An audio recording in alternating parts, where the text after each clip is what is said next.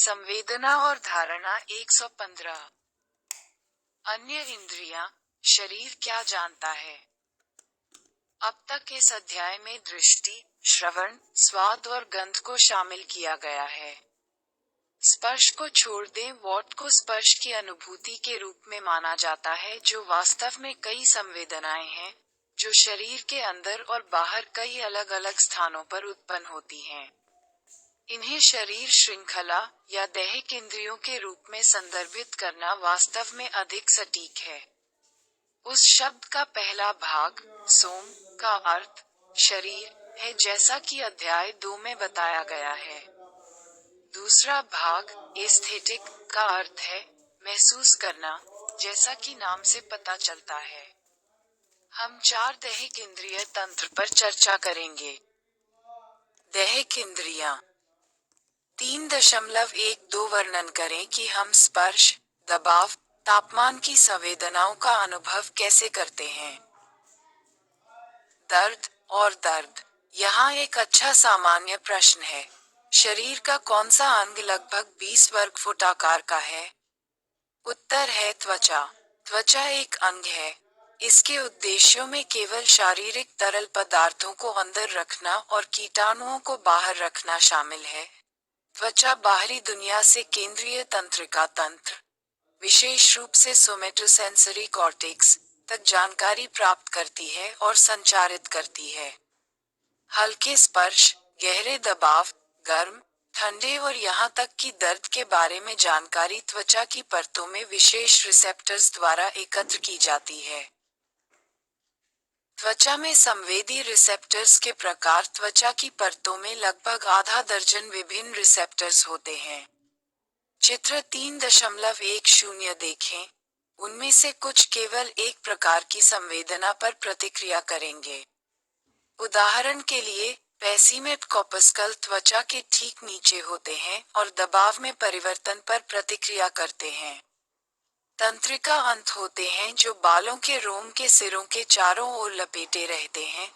इस तथ्य से लोग अच्छी तरह से परिचित हो सकते हैं कि जब वे अपनी भौहें सिकोड़ते हैं या जब कोई उनके बाल खींचता है, तो ये तंत्रिका अंत दर्द और स्पर्श दोनों के प्रति संवेदनशील होते हैं। त्वचा की सबसे ऊपरी परत के ठीक नीचे मुक्त तंत्रिका अंत होते हैं। तापमान और दबाव में परिवर्तन पर प्रतिक्रिया करें। दर्द। दर्द वास्तव में कैसे काम करता है? ऐसा क्यों है कि कभी-कभी मुझे अंदर तक दर्द महसूस होता है? क्या वहाँ दर्द रिसेप्टर्स भी हैं? हाँ, आंतरिक अंगों में दर्द तंत्रिका तंतु होते हैं और साथ ही दबाव के लिए रिसेप्टर्स भी होते हैं। अन्यथा उन लोगों को पेट दर्द या आंतों में दर्द कैसे होगा, या जब उन्होंने बहुत अधिक खा लिया हो या उनका मूत्राशय खराब हो गया हो तो उन्हें घबराहट की पूरी अनुभूति कैसे होगी? वास्तव में दर्द विभिन्न प्रकार के होते हैं। ऐसे नोएप्टा होते हैं जो अंगों में दर्द और दबाव का पता लगाते हैं। एक प्रकार दर्द को आंत का दर्द कहा जाता है। त्वचा, मांसपेशियों, टेंडोना और जोड़ों में दर्द की अनुभूति बड़े तंत्रिका तंतुओं पर होती है और इसे सोमाटो दर्द कहा जाता है। दैहिक दर्द शरीर की चेतावनी प्रणाली है कि कुछ क्षतिग्रस्त हो रहा है या होने वाला है और तीव्र और तेज होता है। एक अन्य प्रकार का दैहिक दर्द छोटे तंत्रिका तंतुओं पर होता है और धीमा तथा अधिक होता है। दैहिक इंद्रियां, शरीर की इंद्रियां, जिनमें त्वचा के सागर, काइनेस्थेटिक और प्रोप्रियो ग्रहणशील इंद्रियां और वेस्टिबुलर इंद्रियां शामिल हैं। सीट भव्य। सामान्य दर्द। ये दैहिक दर्द एक प्रकार की अनुस्मारक प्रणाली के रूप में कार्य करता है, जो लोगों को ये याद दिलाकर आगे की चोट से बचाता है कि शरीर पहले ही क्षतिग्रस्त हो चुका है। उदाहरण के लिए चित्र 3.10 त्वचा और उसके रिसेप्टर्स का क्रॉस सेक्शन। एसीएस विभिन्न प्रकार के सीएल से बना है, जो पेन दबाव और लिम्फ्रेटम को संसाधित करता है। इनमें से कुछ कोशिकाएं त्वचा पर घावों के सिरों के आसपास मुड़ी हुई होती हैं और घावों पर स्पर्श करने के प्रति संवेदनशील होती हैं। हॉल्फ, जबकि सेलेस के पास स्थित एक से अधिक और स्टिल अन्य और प्रोफेसर आंत शरीर में उन नलिकाओं से संबंधित है जो भोजन को पचाते हैं और अपशिष्ट पदार्थों को संसाधित करते हैं। यदि आप अपने अंगूठे को हथौड़े से मारते हैं, तो तत्काल दर्द संवेदना पहले प्रकार की तेज और उज्ज्वल होती है। लेकिन बाद में चोट वाले ऊतक में बस दर्द होता है, जिससे आपको उस अंगूठे पर आराम करने का संकेत मिलता है। ये दर्द गेट नियंत्रण सिद्धांत दर्द की अनुभूति कैसे काम करती है, इसकी एक व्याख्या को गेट नियंत्रण सिद्धांत कहा जाता है, जिसे पहले रोनाल्ड मिल्ज़ेक और पैट्रिक वॉल 1965 द्वारा प्रस्तावित किया गया था और बाद में इसका पुनरुद्धार और विस्तार किया गया। मिल्ज़ेक एंड वॉल 1996। इस सिद्धांत में दर्द के संकेतों को रीढ़ की हड्डी में स्थित एक द्वार से गुजना चाहिए। गेट की गतिविधि को शरीर से रीढ़ की हड्डी में आने वाले दर्द रहित संकेतों और मस्तिष्क से आने वाले संकेतों द्वारा बंद किया जा सकता है। गेट कोई भौतिक संरचना नहीं है, बल्कि रीढ़ की हड्डी में कोशिकाओं की तंत्रिका गतिविधि में सापेक्ष संतुलन का प्रतिनिधित्व करता है, जो शरीर से जानकारी प्राप्त करते हैं और फिर मस्तिष्क को जानकारी भेजते हैं। अतिरिक्त शोध से पता चला है कि मस्तिष्क में रिले केंद्रों की गतिविधि भी प्रभावित हो सकती है और सटीक लोका तंत्र की अभी भी जांच की जा रही है। दर्द रिसेप्टर कोशिकाओं की उत्तेजना और उत्तेजना से एक न्यूरोमोड्यूलेटर निकलता है जिसे पदार्थ पी कहा जाता है। स्वाभाविक रूप से दर्द के लिए रीढ़ की हड्डी में पहले से छोड़ा गया पदार्थ अन्य न्यूरॉन्स को सक्रिय करता है, जो रीढ़ की हड्डी के द्वार दर्द संकेत द्वारा खोले गए के माध्यम से अपने संदेश भेजते हैं। एस्पिनाई कॉर्ड से संदेश मस्तिष्क तक जाता है। थैलेमस, सोमेटोसेंसरी कॉर्टेक्स, फ्रंटल लोब के क्षेत्रों और लिम्बिक सिस्टम में कोशिकाओं को सक्रिय करता है। मस्तिष्क तब दर्द की जानकारी की व्याख्या करता है और संकेत भेजता है, जो या तो रीढ़ की हड्डी के द्वार को और अधिक खोलता है, जिससे दर्द का अधिक अनुभव होता है, या उन्हें बंद कर देता है, जिससे दर्द कम हो जाता है। बेशक, मस्तिष्क का ये निर्णय दर्द पैदा करने वाली उत्तेजना के मनोवैज्ञानिक पहलुओं से प्रभावित होता है। चिंता, भय और लाचारी दर्द को बढ़ा देती है, जबकि हंसी, व्याकुलता और नियंत्रण की भावना इसे कम कर सकती है। यही कारण है कि लोग खुद को चोट पहुंचा सकते हैं और यह नहीं जान पाते कि वे किसी और चीज पर ध्यान केंद्रित कर रहे थे।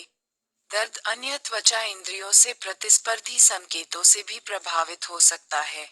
यही कारण है कि एक पीड़ादायक जगह को रगड़ने से दर्द की भावना कम हो सकती है। वही मनोवैज्ञानिक पहलू एंडोर्फिन की रिहाई को भी प्रभावित कर सकते हैं। शरीर का मॉर्फिन का प्राकृतिक संस्करण एंडोर्फिन दर्द के संचरण को रोक सकता है।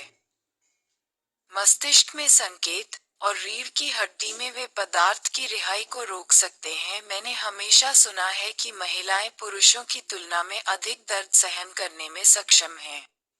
क्या वह सच है? इसके विपरीत, शोध से पता चला है कि महिलाओं को स्पष्ट रूप से पुरुषों की तुलना में अधिक तीव्रता से दर्द महसूस होता है, और वे पुरुषों की तुलना में अधिक बार दर्द की शिकायत भी करती हैं। नॉर्ब्रिक एट अल, 2003। ये देखा गया है कि पुरुष कई प्रकार के दर्द से बेहतर तरीके से निपटते हैं।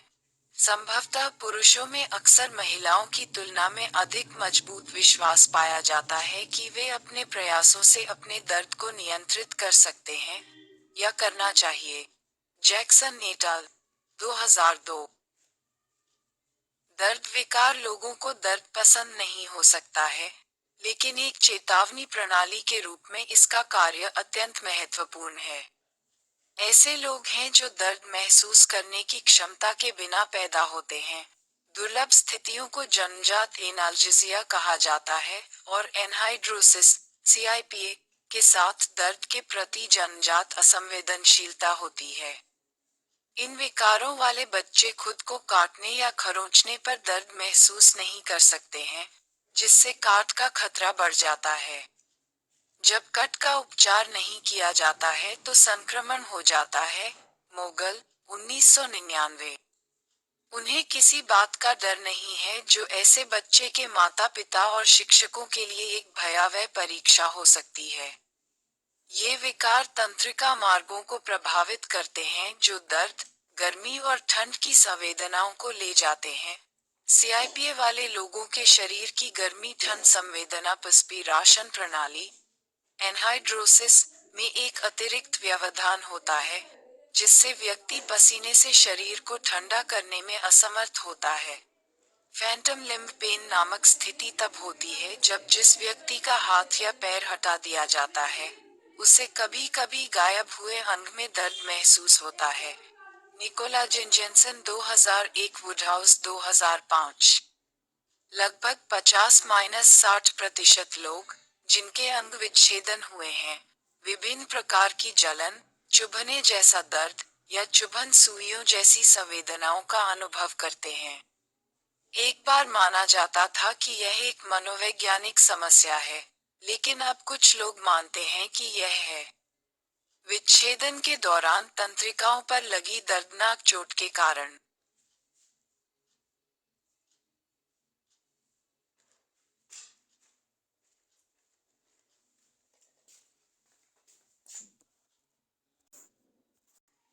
संवेदना और धारणा 117। एब्राहम एट अल. 2005। अन्य शोध से पता चलता है कि यह मेलाडेप्टिव न्यूरोप्लास्टिसिटी, सोमेटोसेंसरी कॉर्टेक्स के कुछ हिस्सों के पुनर्गठन, फ्लो एट अल. 1995, काल एट अल. 2001, रैफिन एट अल.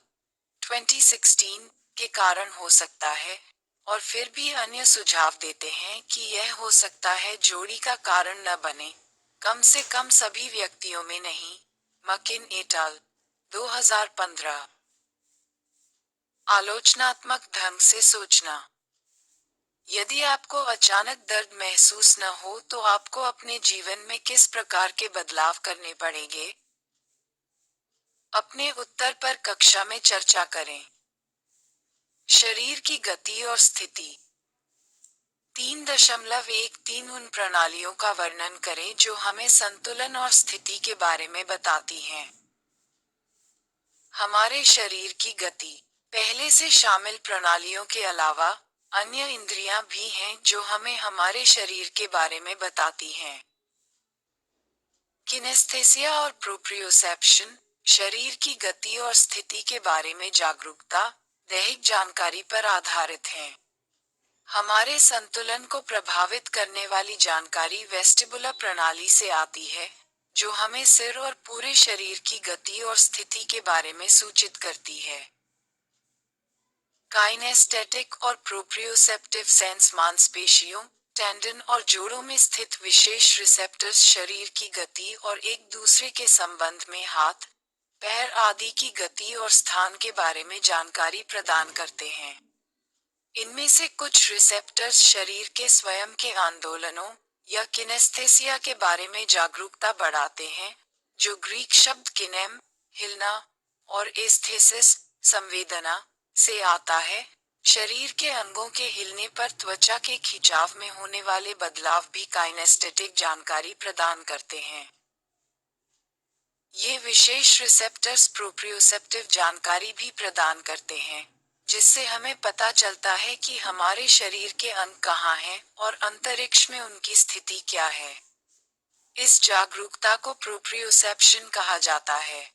जब आप अपनी आंखें बंद करते हैं और अपना हाथ अपने सिर के ऊपर उठाते हैं, तो आपको पता चलता है कि आपका हाथ कहाँ है, क्योंकि ये रिसेप्टर्स, जिन्हें प्रोप्रियोसेप्टर कहा जाता है, आपको जोड़ों की गति या मांसपेशियों में खिंचाव या सिकुड़न के बारे में बताते हैं।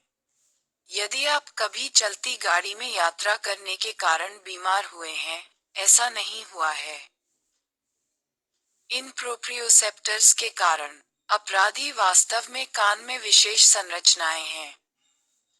हमें जमीन के संबंध में शरीर की स्थिति और सिर की गति के बारे में बताएं, जो वेस्टिब्युलर सेंस को संतुलन की भावना बनाता है। वेस्टिबुलर सेंस इस विशेष सेंस का नाम एक लैटिन शब्द से लिया गया है जिसका अर्थ है प्रवेश द्वार या कक्ष। इस इंद्रिय की संरचनाएं कान के थर्मोस्ट कक्ष में स्थित होती हैं। वेस्टिबुलर अंग दो प्रकार के होते हैं, ओटोलिथ गन्स और अर्धवृत्ताकार नहरें। ओटोलिथ अंग कोक्लिया के ठीक ऊपर पाई जाने वाली छोटी थैलियां हैं।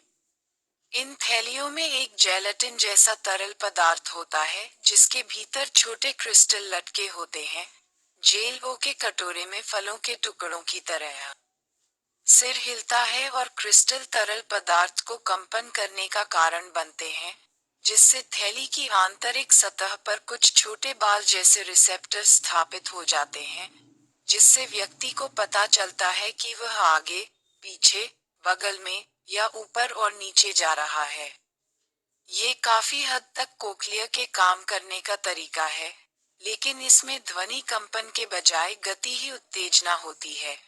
अर्धवृत्ताकार नहरें तीन कुछ हद तक गोलाकार ट्यूब होती हैं, जो तरल पदार्थ से भरी होती हैं, जो घूमने पर बाल जैसे रिसेप्टर्स को उत्तेजित करती हैं। तीन ट्यूब होने से गति के तीनों स्तरों में से प्रत्येक में एक को स्थित होने की अनुमति मिलती है। ज्यामिति कक्षा में और अक्षों के बारे में सीखना याद है। वे थ्योर प्लेन हैं जिनके माध्यम से शरीर घूम सकता है, और जब ऐसा होता है, तो यह इन नहरों में रिसेप्टर्स को बंद कर देता है। जब आप घूमते हैं और फिर रुक जाते हैं, तो क्षैतिज नहर में तरल पदार्थ अभी भी घूम रहा है और आपको चक्कर आ सकता है क्योंकि आपका शरीर आपको संकेत दे रहा है कि आप अभी भी घूम रहे हैं, लेकिन आपकी आंखें आपको बता रही हैं कि आप रुक गए हैं। क्षैतिज नहरें हमारे पर्यावरण को नेविगेट करने में हमारी मदद करने में भी महत्वपूर्ण हैं, क्योंकि वे इस बारे में महत्वपूर्ण जानकारी प्रदान करती हैं कि हम किस दिशा का सामना कर रहे हैं। वैलेरियो और ताउब, 2016। किनेस्थेसिया, शरीर की गतिविधि के बारे में जागरूकता। प्रोप्रियोसेप्शन, इस बात की जागरूकता कि शरीर और शरीर के अंग अंतरिक्ष में और जमीन पर एक दूसरे के संबंध में कहाँ स्थित हैं। वेस्टिबुलर इंद्रिय, गुरुत्वाकर्षण के खिंचाव के संबंध में अंतरिक्ष के माध्यम से सिर और शरीर के संतुलन, स्थिति और गति के बारे में जागरूकता।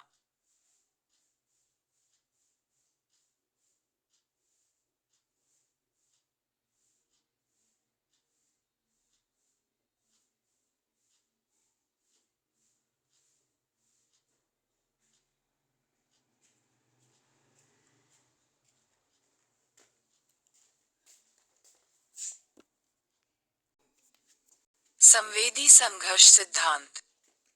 मोशन सिकनेस की एक व्याख्या जिसमें आंखों की जानकारी वेस्टिबुलर इंद्रियों की जानकारी के साथ संघर्ष करती है, जिससे चक्कर आना, मतली और अन्य शारीरिक परेशानी होती है।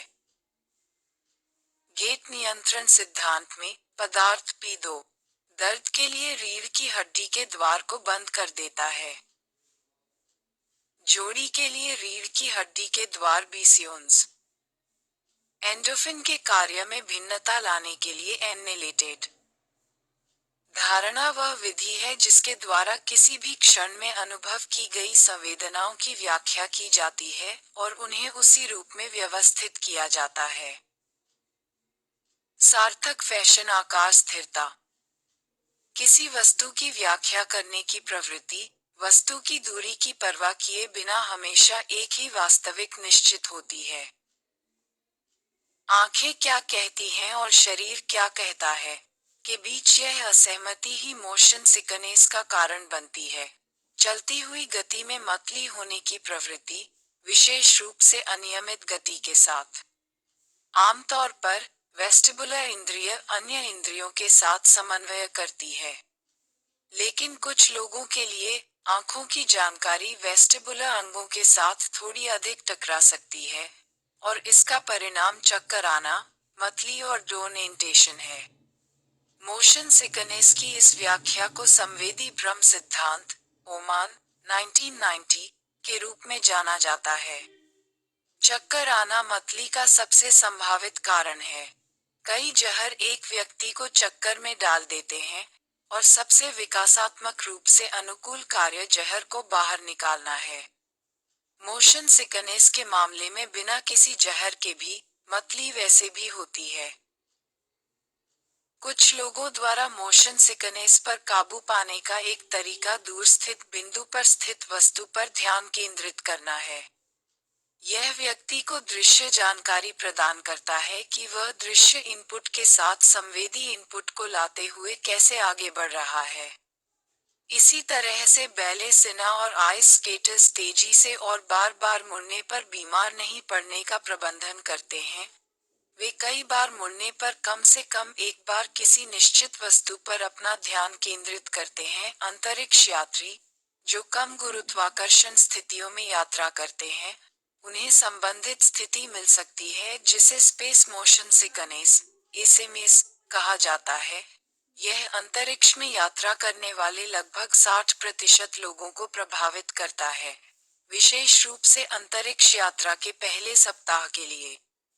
समायोजन के उस समय के बाद तंत्रिका तंत्र अनुकूलन करने में सक्षम हो जाते हैं और लक्षण कम हो जाते हैं। किसी ईर्ष्या के प्रति बार बार संपर्क, वह चीज जो मोशन सिकनेस का कारण बनती है, चाहे वह अंतरिक्ष हो, कार हो, ट्रेन हो या कोई अन्य वाहन, वास्तव में लक्षणों पर काबू पाने के सर्वोत्तम तरीकों में से एक है। Who and stern, 1999। अभ्यास प्रश्नोत्तरी आपको कितना याद है? सर्वोत्तम उत्तर चुनें। 1. स्वादिष्ट नेसेप्टर्स हैं जो सिर्फ बैंडात से प्रेरित हैं। त्वचा और दबाव में परिवर्तन पर प्रतिक्रिया मुक्त तंत्रिका अंत सी। Tactile इंटेरियम्स D. पैसिनन कॉमसल्स। धारणा की एबीसी। हम अपनी धारणाओं को कैसे व्यवस्थित करते हैं? 3. जब आप अपनी आंखें बंद करते हैं और अपना हाथ अपने सिर के ऊपर उठाते हैं तो आपको पता चलता है कि आपका हाथ कहाँ है। 8. आपके ओटोइट अंगों, आपके प्रोप्रियोसेप्टर्स से मिली जानकारी के कारण। बी. क्षैतिज नहरें अर्धवृत्ताकार बेद से भेजे गए संकेतों को मिलाने से मिटती हैं। 4.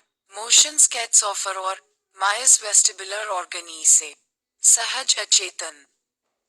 6. बिरीन आंतरिक अंगडी, चरम मस्तिष्क। धारणा वह विधि है जिसके द्वारा मस्तिष्क उन सभी संवेदनाओं को लेता है जो एक व्यक्ति किसी भी क्षण अनुभव करता है और उन्हें कुछ सार्थक तरीके से व्याख्या करने की अनुमति देता है। धारणा में कुछ वैयक्तिकता होती है। उदाहरण के लिए, दो लोग एक बादल को देख रहे होंगे और एक को लगता है कि इसका आकार घोड़े जैसा है, दूसरे को लगता है कि यह गाय जैसा है।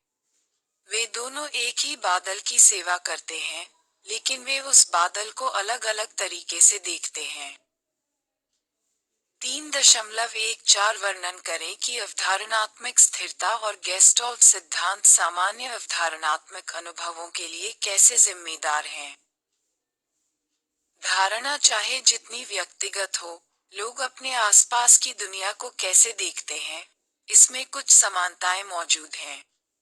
इस प्रकार, कुछ परिस्थितियां ऐसी होती हैं जिनके दौरान विभिन्न व्यक्तियों द्वारा स्टाइनली को लगभग एक ही तरह से स्वचालित रूप से माना जाता है। स्थिरता, आकार, आकार और चमक अवधारणात्मक स्थिरता का एक रूप आकार स्थिरता है।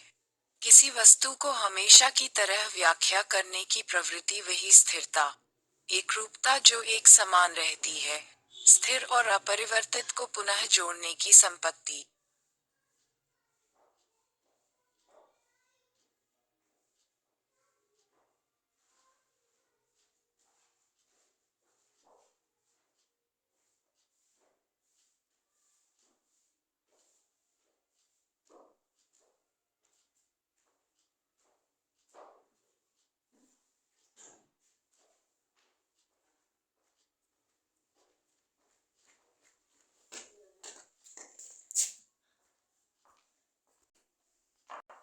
संवेदना और धारणा 119। मुकदमा, दर्शक से इसकी दूरी की परवाह किए बिना, या उस पर डाली गई छवि का आकार। इसलिए यदि कोई वस्तु जो सामान्य रूप से लगभग 6 फीट लंबी मानी जाती है, रेटिना पर बहुत छोटी दिखाई देती है, तो इसे बहुत छोटा माना जाएगा। दूर दूर एक और अवधारणात्मक स्थिरता किसी वस्तु के आकार को स्थिर मानने की प्रवृत्ति है, भले ही वह रेटिना पर बदलती हो।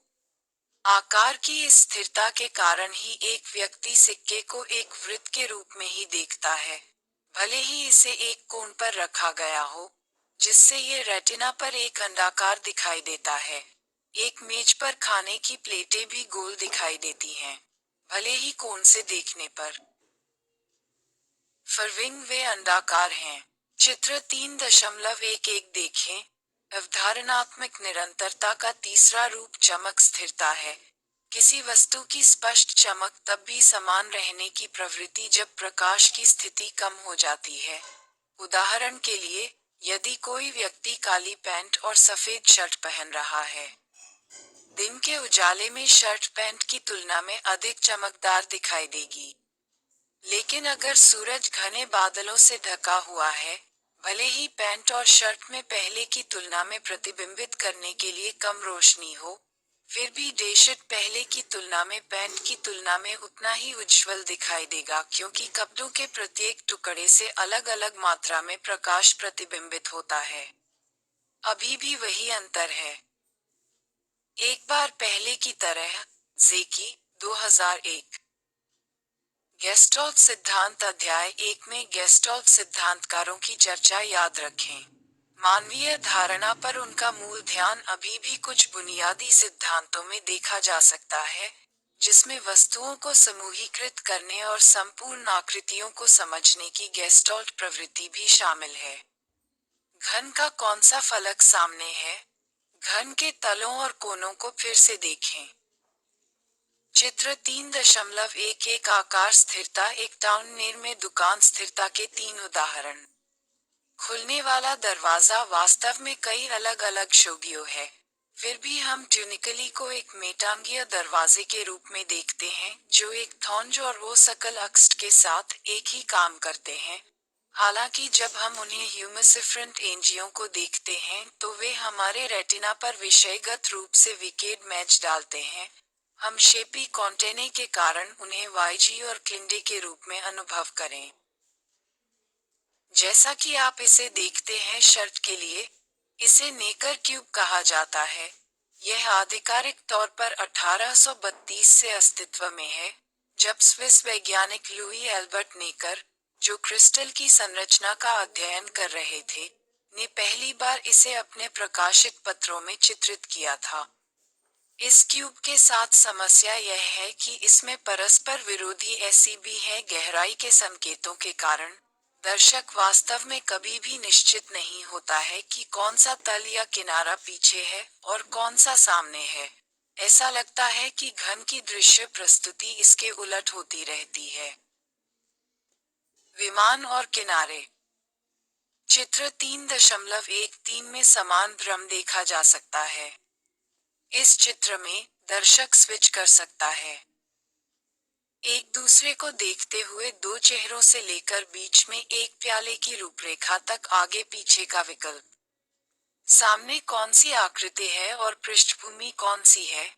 चित्र भूमि संबंध पृष्ठभूमि में वस्तुओं या आकृतियों को देखने की प्रवृत्ति को संदर्भित करते हैं। ऐसा प्रतीत होता है कि लोग आंकड़े चुनने को प्राथमिकता दे रहे हैं। आकार स्थिरता वह प्रवृत्ति है जो किसी वस्तु के आकार को स्थिर मानती है, भले ही उसका आकार रेटिन पर बदलता हो। चमक स्थिरता किसी वस्तु की स्पष्ट चमक को प्रकाश की स्थिति बदलने पर भी समान मानने की प्रवृत्ति है। आंकड़ा जमीन। चित्र 3.13 चित्र भूमि भ्रम। जब आप इस चित्र को देखते हैं, तो एक बुद्धिमान गूल ड्रिटविन एक दूसरे को देखते हुए क्या देखता है?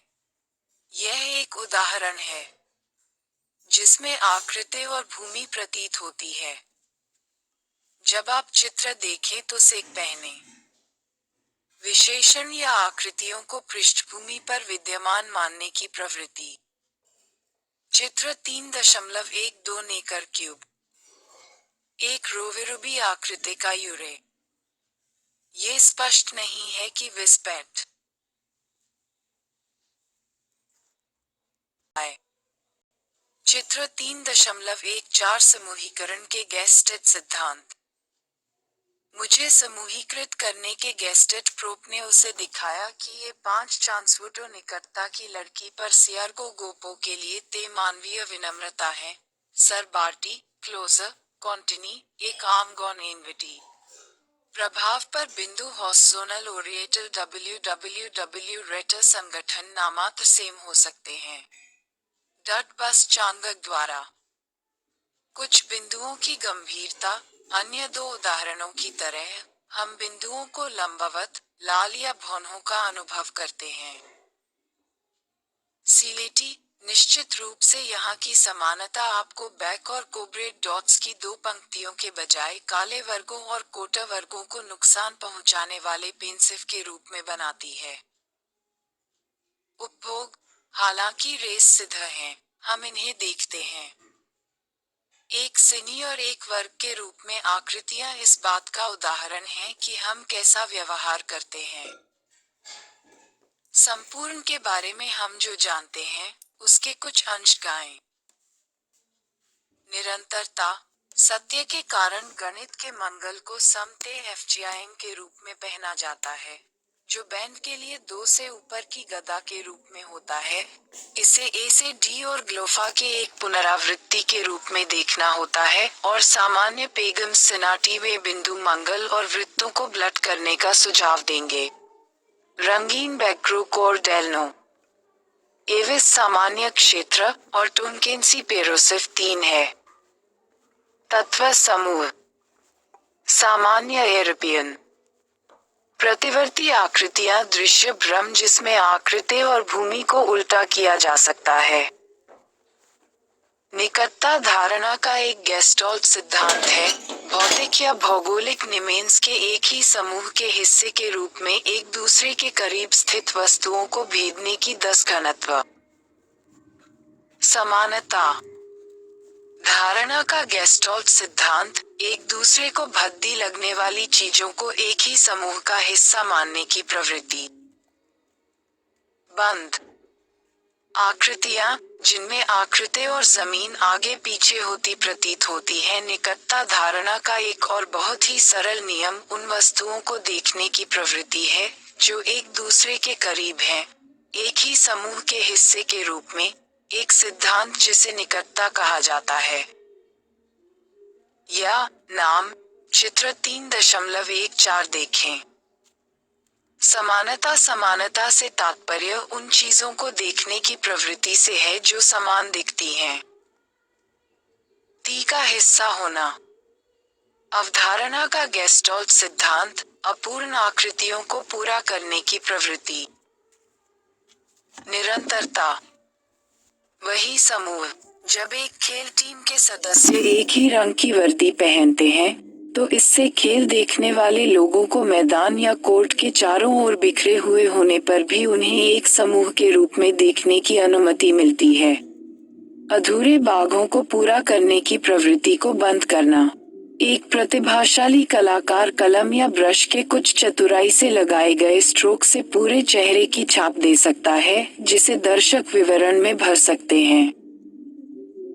धारणा का एक गेस्टॉल्ट सिद्धांत, कॉम्पिना, टूटे फूटे पैटर्न के बजाय सातत्य पैटर्न के साथ चीजों को यथासंभव सरलता से देखने की प्रवृत्ति। पृष्ठभूमि यहाँ तक कि बुद्ध जितनी ही प्रारंभिक। चित्र 3.12 और 3.13 में भ्रम प्रतिवर्ती हैं। निरंतरता निरंतरता के सिद्धांत को शब्दों में समझाने की तुलना में देखना आसान है। यह एक जटिल, ब्रोकर अप पैटर्न के बजाय निरंतर पैटर्न के साथ चीजों को यथासंभव सरलता से समझने की प्रवृत्ति को संदर्भित करता है। निरंतरता के उदाहरण के लिए चित्र 3.14 देखें। क्या दाहिनी ओर के चित्र में छोटे खंडों की तुलना में बाईं ओर की आकृति को दो लहरदार रेखाओं के रूप में एक दूसरे को काटते हुए देखना अधिक आसान नहीं है? सिमेट्री।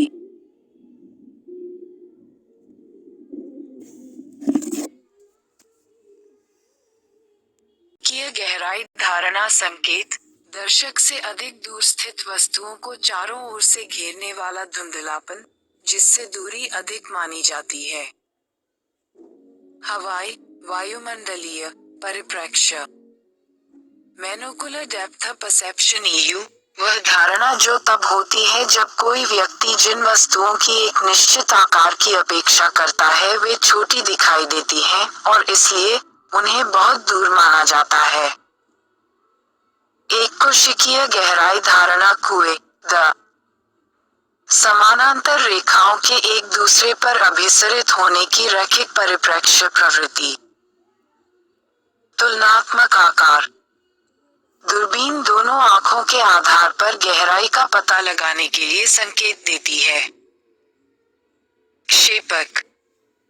मोनोकुलर डेप्थ परसेप्शन इस धारणा का संकेत देता है कि एक विषय जो किसी अन्य वस्तु के हिस्से को निकटता भी शामिल है। मूलतः सन्निहितता दो चीजों को, जो समय के साथ साथ घटित होती हैं, संबंधित मानने की प्रवृत्ति है। आमतौर पर पहली घटना को दूसरी घटना के कारण के रूप में देखा जाता है।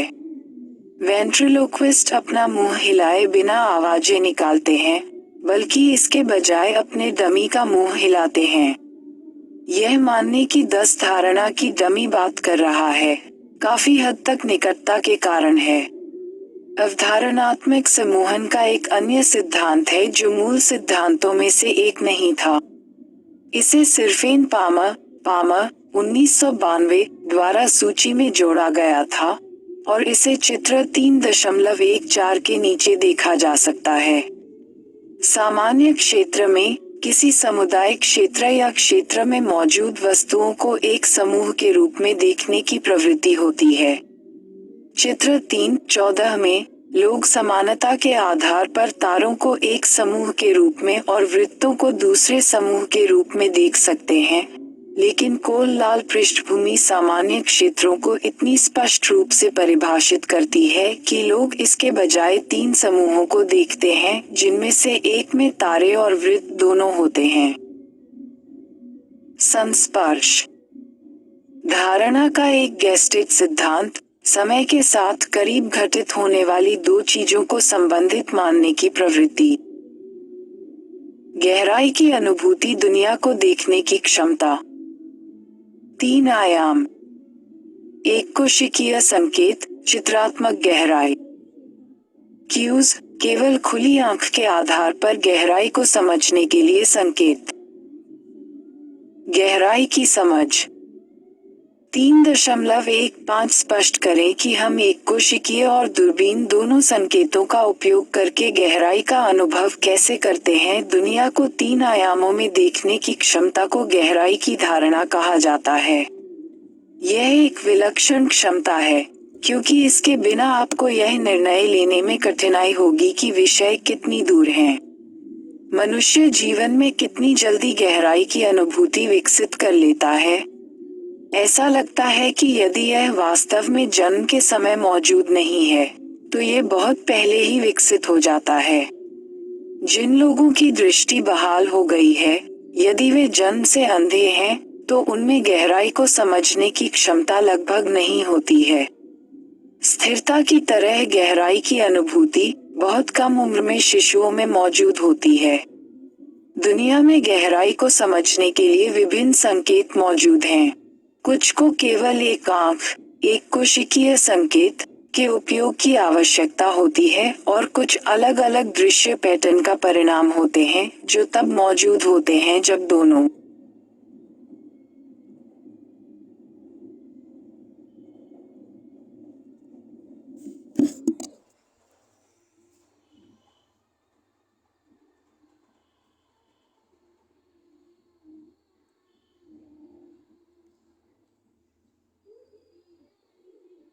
परिप्रेक्ष्य जब एक लंबे अंतर्राज्यीय मार्ग से नीचे की ओर देखते हैं, तो राजमार्ग के दोनों किनारे दूरी में एक साथ मिलते हुए प्रतीत होते हैं। रेखाओं की यह प्रवृत्ति जो वास्तव में समानांतर होती है और एक दूसरे पर मिलती हुई प्रतीत होती है, रैखिक परिप्रेक्ष्य कहलाती है। ये चित्रों में काम करती है क्योंकि लोग मानते हैं कि चित्र में वास्तविक जीवन की तरह अभिसरण रेखाएं इंगित करती हैं कि रेखाओं के सिरे एक महान है से दूरी, जहां लोग वैसे ही हैं जैसे वे उन्हें देखते हैं। एक कोशिकीय संकेतों को अक्सर सचित्र गहराई संकेतों के रूप में संदर्भित किया जाता है, क्योंकि कलाकार चित्रों और रेखा चित्रों को गहराई का भ्रम देने के लिए इन संकेतों का उपयोग कर सकते हैं। इन संकेतों के उदाहरणों पर आगे चर्चा की गई है और इन्हें चित्र 3.15 में देखा जा सकता है। 2 सापेक्ष आकार स्थिरता का सिद्धांत सापेक्ष आकार में काम करता है। जब लोग जिन वस्तुओं की एक निश्चित आकार की अपेक्षा करते हैं वे छोटी प्रतीत होती हैं और इसलिए उन्हें बहुत दूर माना जाता है।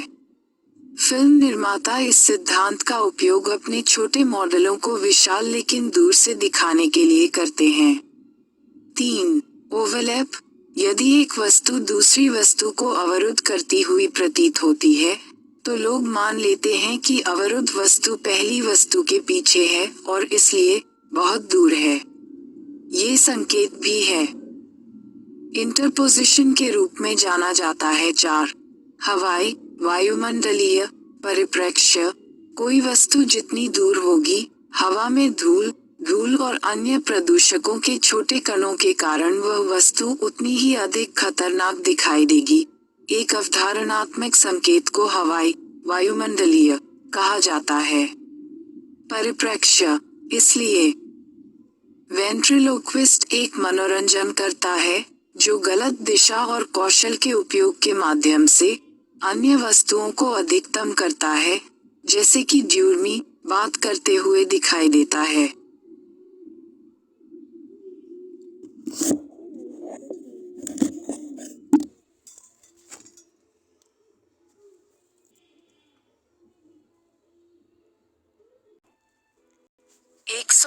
अध्याय 3। बनावट ढाल। Monocular depth perception cup. दर्शक से दूरी बढ़ने पर भाले की बनावट वाली सतहों के छोटे और महीन होने की प्रवृत्ति। गति लंबन। मोनोकुलर डेप्थ परसेप्शन CIS वस्तुओं की गति की धारणा जिसमें छोटी वस्तुएं दूर की वस्तुओं की तुलना में तेजी से घूमती हुई दिखाई देती हैं। आवास।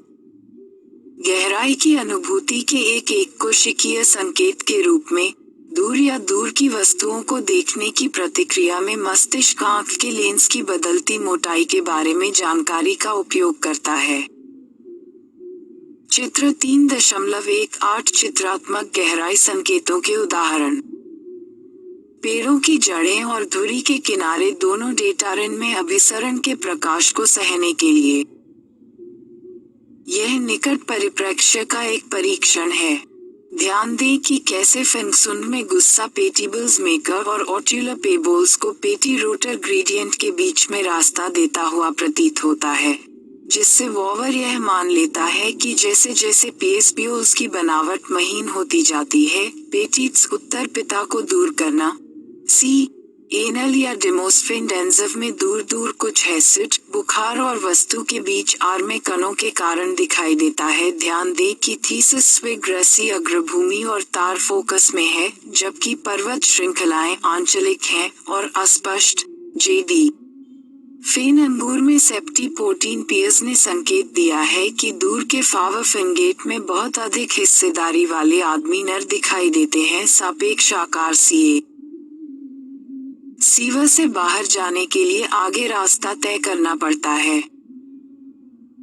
उन इमारतों की तुलना में जो अक्सर धुंधली दिखती हैं, और दूर की इमारतें अधिक धुंधली होती हैं जो करीब होती हैं। 5. बनावट ढाल। यदि आसपास कंकड़, चट्टानें या बासा कोबलस्टोन स्ट्रीट के पैटर्न वाले कंकड़ का कोई बड़ा विस्तार है, तो एक दिन जाकर उन पर एक नजर डालें। जो पेबोले या ईंटें आपके करीब हैं, उनकी बनावट बहुत स्पष्ट है, लेकिन जैसे जैसे आप दूरी की ओर बढ़ते हैं, उनकी बनावट छोटी और महीन होती जाती है। किसी पेंटिंग में गहराई का भ्रम देने के लिए बनावट ढाल कलाकारों द्वारा इस्तेमाल की जाने वाली एक और तरकीब है। 6. मोशन पैरालास। अगली बार जब आप बिल्ली के पास हो, तो ध्यान दें कि जब खिड़की के बाहर की वस्तुएं बिल्ली के करीब होती हैं, तो वे बहुत तेजी से झपकती हुई प्रतीत होती हैं, और दूर की वस्तुएं, जैसे कि पहाड़, बहुत तेजी से झपकती हुई प्रतीत होती हैं। अधिक धीरे धीरे आगे बढ़ें।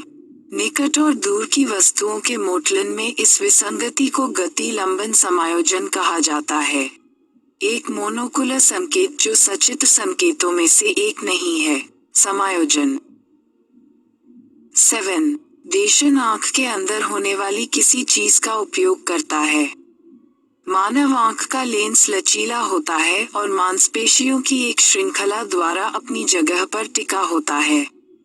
इस अध्याय में आयन की चर्चा में लेंस के 10 डैन के रूप में दृश्य समायोजन की प्रक्रिया का उल्लेख किया गया है, जो निकट या दूरी की वस्तुओं के जवाब में अपना आकार या मोटाई बदलता है। मस्तिष्क आवाज के बारे में इस जानकारी का उपयोग आवाज के लिए एक संकेत के रूप में कर सकता है। इसे मस्कुलर क्यू भी कहा जाता है।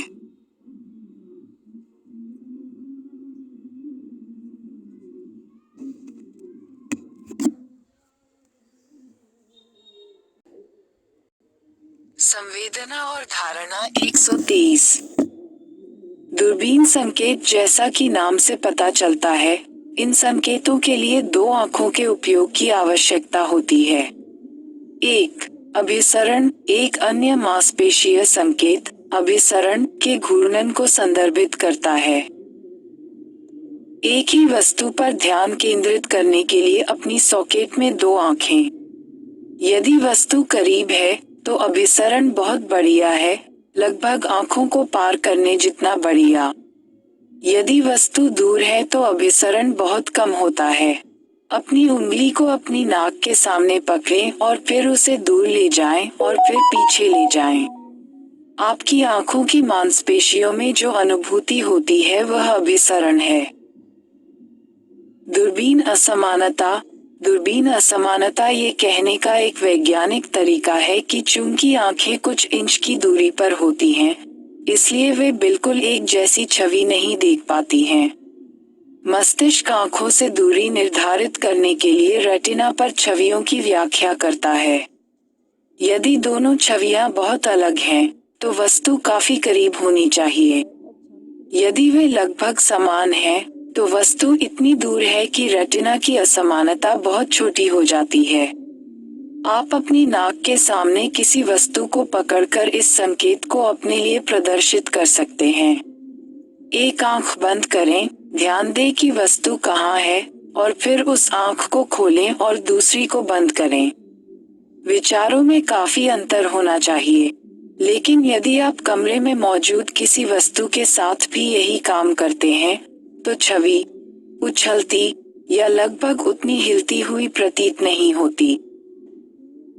अगर सब पर धारणा के लिए मौजूद सभी संकेतों के बावजूद, यहाँ तक कि सबसे परिष्कृत पेनेवर भी दुनिया को उस रूप में देखने में विफल हो सकता है जैसा वह वास्तव में है, जैसा कि अगला भाग दर्शाता है। दूरबीन गहराई धारणा संकेत। एक ही वस्तु पर ध्यान केंद्रित करने के लिए दोनों आंखों को मोजे में रखकर घूमना, जिसके परिणामस्वरूप निकट की वस्तुओं के लिए अधिक अभिसरण होता है और यदि वस्तुएं दूर हैं तो कम अभिसरण होता है। दूरबीन असमानता। दूरबीन गहराई धारणा EUS। दोनों आंखों के बीच छवियों में अंतर, जो पास की वस्तुओं के लिए अधिक और दूर की वस्तुओं के लिए छोटा होता है। वस्तुओं 3.16 कुछ सामान्य दृश्य भ्रमों और उनके बारे में हमारी धारणा को प्रभावित करने वाले कारकों की पहचान करें। आपने इलिसियन शब्द का उल्लेख किया है। अवधारणात्मक भ्रम। कई बार, वास्तव में भ्रम क्या है, और उनसे मूर्ख बनना इतना आसान क्यों है? भ्रम एक ऐसी धारणा है जो मेल नहीं खाती। वालिटी लोग सोचते हैं कि वे कुछ देखते हैं जबकि वास्तविकता होती है काफी अलग है। भ्रम के बारे में सोचने का दूसरा तरीका है मौखिक उत्तेजनाओं पर जो आंख को मूर्ख बनाती है। भ्रम आधा नहीं है। भ्रम किसी ऐसी चीज की विकृत धारणा है जो वास्तव में मौजूद है, लेकिन मतिभ्रम मस्तिष्क में उत्पन्न होता है, वास्तविकता में नहीं। भ्रम से जुड़ा शोध मनोवैज्ञानिकों और तंत्रिका वैज्ञानिकों दोनों के लिए बहुत उपयोगी हो सकता है। ये सभी अध्ययन इस बारे में बहुमूल्य जानकारी प्रदान करते हैं कि संवेदी रिसेप्टर्स और इंद्रिय अंग कैसे काम करते हैं और मनुष्य प्री संवेदी इनपुट के बीच कैसे अंतर करते हैं। कभी कभी भ्रम प्रारंभिक संवेदी प्रक्रियाओं, उसके बाद के प्रसंस्करण या मस्तिष्क की दृश्य प्रणाली द्वारा बनाए गए उच्च स्तरीय धारणा बंधनों पर आधारित होते हैं। ईगलमैन 2001, मैकनिक एट अल. 2008। हम पहले ही एक दृश्य भ्रम रंग टेरिमेज पर चर्चा कर चुके हैं, जो प्रतिद्वंद्वी प्रक्रियाओं के कारण होता है। छड़ों और शंकुओं द्वारा प्रकाश की जानकारी का पता लगाने के बाद थैलेमस का अलाना या एलजीएन। एक और भ्रम के लिए एक और पोस्टडिफ, लेकिन अभी भी प्रारंभिक प्रक्रिया की पेशकश की गई है। अभिसरण। चित्र 3.16 हरमन ग्रिड वर्गों के समूह को देखें। क्या आपने मुझ पर किसी प्रकार की टिप्पणी करते हुए इमामेक्शंस नोटिस किया है? यदि आप अपनी दृष्टि सीधे इनमें से किसी एक पर केंद्रित करते हैं तो क्या परेशानी होगी?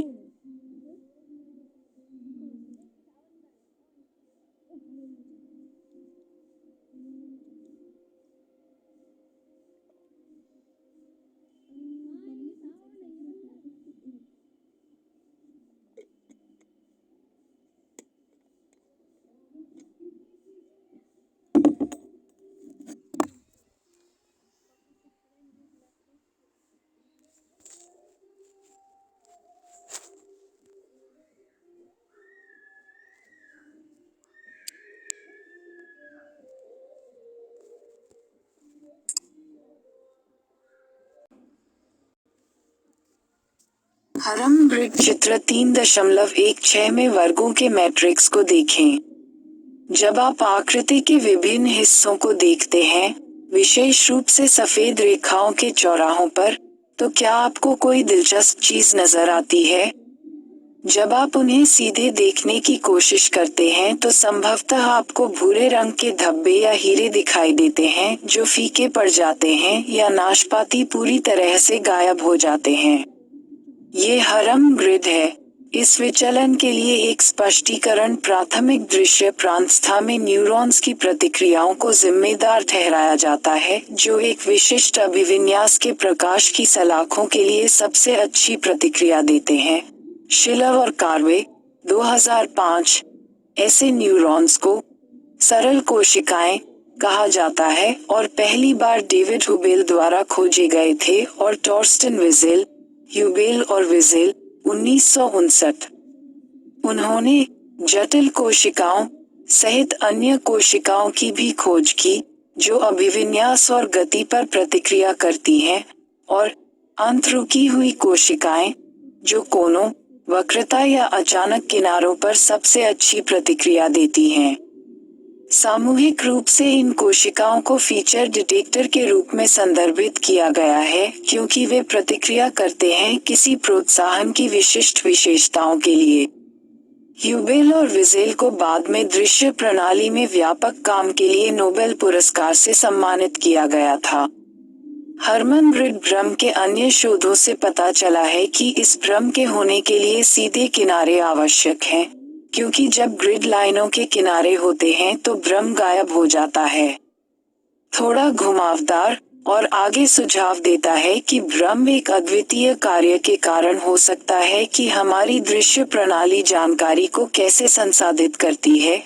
कीर एट अल, 2006। मुलर-लायर भ्रम सबसे प्रसिद्ध दृश्य भ्रमों में से एक, मुलर-लायर इल्यूशन। सायन, बाईं ओर की छवि में दिखाया गया है। विकृति तब होती है जब दर्शक यह निर्धारित करने का प्रयास करता है कि क्या दो रेखाएं बिल्कुल समान लंबाई की हैं। वे समान हैं, लेकिन एक रेखा दूसरी की तुलना में लंबी दिखती है। ये हमेशा वह रेखा होती है जिसके अंत में कोण बाहर की ओर होते हैं। आप प्रयोग में स्वयं रेखाओं की लंबाई निर्धारित करने का प्रयास कर सकते हैं। मिलियो-लेयर भ्रम। ये भ्रम इतना शक्तिशाली क्यों है? व्याख्या ये है कि अधिकांश लोग बहुत सारी इमारतों वाली दुनिया में रहते हैं। इमारतों के कोने होते हैं। जब कोई व्यक्ति किसी भवन के बाहर होता है, तथा इमारत का कोना उस व्यक्ति के करीब है, जबकि दीवारें हिलती हुई प्रतीत होती हैं। दूर, जैसे वह रेखा जिसके कोण अंदर की ओर हो। जब व्यक्ति किसी इमारत के अंदर होता है तो कमरे का कोना देखने वाले से दूर जाता हुआ प्रतीत होता है, जबकि दीवारें करीब आती हैं, जैसे वह रेखा जिसके कोण बाहर की ओर होते हैं। अपने दिमाग में, लोग किसी इमारत के बाहरी किनारों की तरह अंदर की ओर वाले कोनों को अपनी ओर खींचते हैं, और वे कमरे के अंदर के कोनों की तरह ईंस और सामने वाले कोनों को अपने से दूर खींचते हैं। कोरिन, 1995, ग्रेगरी, 1990। मार्शल सेगल और सहकर्मियों, सेगल और अन्य, 1966, ने पाया कि वेस्टर्न संस्कृतियों में लोग, जिनके पास बहुत सी सीधी रेखाओं और कोनों वाली बढ़ई की इमारतें हैं, सेगल और उनके सहकर्मी इसे बढ़ई की दुनिया के रूप में संदर्भित करते हैं, इस बीमारी के प्रति कहीं अधिक संवेदनशील हैं। गैर वेस्टर्न संस्कृतियों के लोगों की तुलना में, जिनके पास गोल झोपड़ियां हैं और कम लोग ही इस अछूती दुनिया को देख पाते हैं। रिचर्ड ग्रेगोरी, 1990, ने पाया कि जुलस, उदाहरण के लिए, शायद ही कभी सिंडेक्सेशन करते हैं। वे घेरे में व्यवस्थित झोपड़ियों में रहते हैं, घुमावदार उपकरणों और खिलौनों का उपयोग करते हैं, और उनकी दुनिया में कुछ सीधी रेखाओं और कॉमर्स का अनुभव करें। चंद्रमा का भ्रम एक और आम भ्रम चंद्रमा का भ्रम है, जिसमें रॉस, 1954, ओनेरिज़ॉन आकाश में चंद्रमा से बहुत बड़ा प्रतीत होता है। Plug and Ross, 1994। इसकी एक व्याख्या ये है कि आकाश में चंद्रमा बिल्कुल अकेला है। इसके चारों ओर गहराई का कोई सवाल नहीं है।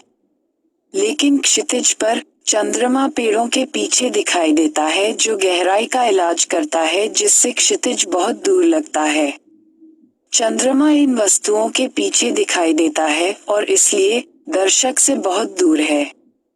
चूंकि लोग जानते हैं कि जो वस्तुएं उनसे बहुत दूर हैं फिर भी बड़ी दिखाई देती हैं, वे वास्तव में बहुत बड़ी हैं।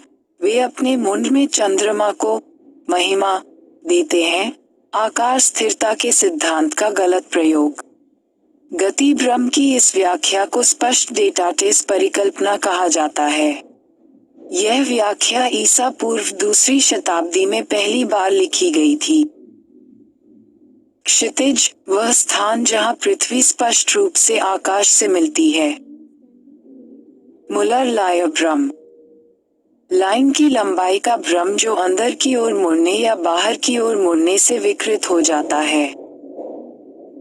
रेखाओं के सिरों पर टिप्पणी करें, जिससे समान लंबाई की रेखाएं भिन्न दिखाई देती हैं। 124 अध्याय 3। द्वितीय।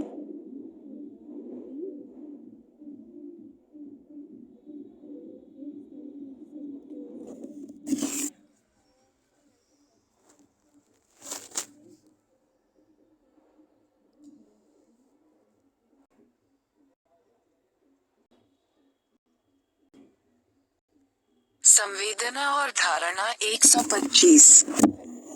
चित्र 3.17 प्रत्यक्ष गति। कुछ भी अब थिया मेज पर अपनी आंखें घुमाते हैं, छवि घूम नहीं रही है, जबकि वृत्त कम से कम कुछ हद तक आपकी आंखों की गति के अनुरूप चलते हैं। ग्रीक मिस्र के खगोलशास्त्री टॉलेमी द्वारा और बाद में इसे 5वीं शताब्दी के अरब खगोलशास्त्री अल-हज़ान रॉस एंड रॉस 1976 द्वारा विकसित किया गया। गति का भ्रम। कभी कभी लोग किसी वस्तु को गतिशील समझते हैं। वास्तव में अभी भी इसका एक उदाहरण कौन में एक प्रसिद्ध प्रयोग के भाग के रूप में घटित होता है। फॉर्मिटी को ऑटोकाइनेटिक प्रभाव कहा जाता है। इस प्रभाव में अंधेरे में एक छोटी स्थिर रोशनी मां हिलती या बहती हुई दिखाई देगी क्योंकि संकेत देने के लिए आसपास कोई संकेत नहीं है कि प्रकाश नहीं चल रहा है। दूसरा मोशन पिक्चर्स में देखा जाने वाला स्ट्रोबोस्कोपिक मिशन है, जिस पर स्थिर चित्रों की एक तीव्र श्रृंखला गतिमान प्रतीत होगी। कई छात्रों ने पाया है कि नोटबुक के किनारों पर छोटी छोटी आकृतियां बनाने और फिर पन्ने तेजी से पलटने से भी गति का यही भ्रम पैदा होगा। स्ट्रोबोस्कोपिक गति से संबंधित एक अन्य गति भ्रम फाई घटना है, जिसमें क्रम से चालू की गई रोशनी चलती हुई दिखाई देती है। उदाहरण के लिए, यदि किसी अंधेरे कमरे में एक लाइट जलाई जाती है और फिर बंद कर दी जाती है, और फिर थोड़ी दूरी पर दूसरी लाइट जलाई जाती है। चालू और बंद होने पर यह उस दूरी पर चलती हुई एक रोशनी प्रतीत होगी। इस सिद्धांत का उपयोग कई थिएटर मार्की संकेतों में गति का सुझाव देने के लिए किया जाता है। चमकते तीर दिशा का संकेत देते हैं, जिनमें रोशनी की एक श्रृंखला होती है जो एक क्रम में चालू और बंद होती है, और यहाँ तक कि अंदर भी। सजावटी प्रकाश व्यवस्था, जैसे छुट्टियों के समय घरों पर दिखाई देने वाली पीछा करने वाली रोशनी। चित्र 3.18 पहेली की पुनर्व्याख्या। जैसा कि चित्र 3.17 में है, आप जिस गति में स्थिर छवि में हैं वह आपकी आंखों की गति के कारण है। इस बार यह छोटी सी गति के कारण है। हार्ड मोवोटुएटा माइक्रोसेकेंड्स। कॉज क्लेरो एमाई माथाकोंडे उबोराट द्वारा और क्यूटी द्वारा बनाया गया। स्थिर छवियों में गति देखने के बारे में क्या? ऐसे कई उदाहरण हैं, शास्त्रीय और आधुनिक दोनों। भ्रामक गति या स्पष्ट गति एक स्थिर छवि में धारणा लाती है। ऐसे भ्रमों के कारणों के बारे में बहस, चाहे वे आंखों से शुरू हों या आंखों से। मस्तिष्क कम से कम 200 वर्षों से चल रहा है। ट्रोंकोसो एट अल. 2008। चित्र 3.17 को देखें। आप क्या देखते हैं? इस प्रकार के गति भ्रम के लिए कई तरह के स्पष्टीकरण दिए गए हैं, जिनमें छवि की चमक और या रंग व्यवस्था पर निर्भर कारकों से लेकर इस जानकारी को संसाधित करने में मस्तिष्क को लगने वाले समय में संभवतः मामूली अंतर शामिल है। कब?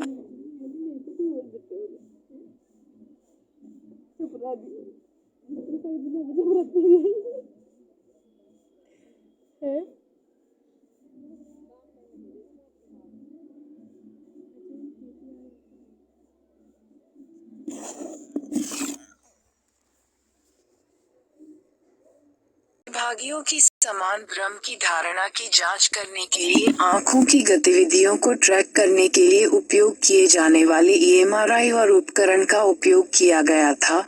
शोधकर्ताओं ने पाया कि गति के प्रति संवेदनशील दृश्य क्षेत्र में मस्तिष्क गतिविधि में वृद्धि हुई थी।